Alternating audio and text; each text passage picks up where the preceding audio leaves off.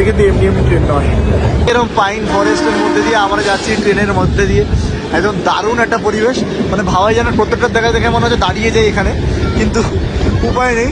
একটা অসাধারণ ব্যাপার একটা দেখো, আমরা ওটা 32 নম্বর টানেলটা পার করছি। প্রত্যেকটা টানেলে এরকম নাম্বারিং করা আছে, যেটা এলিভেশনও লেখা আছে কতটা এলিভেশনে আছি, আর সাথে নাম্বারিংও দেওয়া আছে কত নম্বর টানেল, মানে যেদিক দিয়ে যাও সেদিক থেকে কত নম্বর টানেল সেটা দেখা আছে, আর এলিভেশনটার সাথে মিটারে লেখা আছে। আমরা পার করলাম 32, আর 33 নম্বরের দিকে আমরা এগোচ্ছি। এখন আমরা দাঁড়িয়েছিলাম বোরাগে, যেখানে কিছুক্ষণ দাঁড়ালো। এখানে হলটা একটু বেশিক্ষণ ছিল, 5 মিনিটের। এটা সেকেন্ড হল ছিল আমাদের। এখন বেরিয়ে পড়েছে আবার, এই যে দেখতেই পাচ্ছ একদম সুন্দর একটা ওয়েদার হয়ে গেছে এখন, রোদ ঝলমলে রোদ। আর শহরটা কিন্তু সিমলা শহর আস্তে আস্তে এগিয়ে আসছে আমাদের থেকে।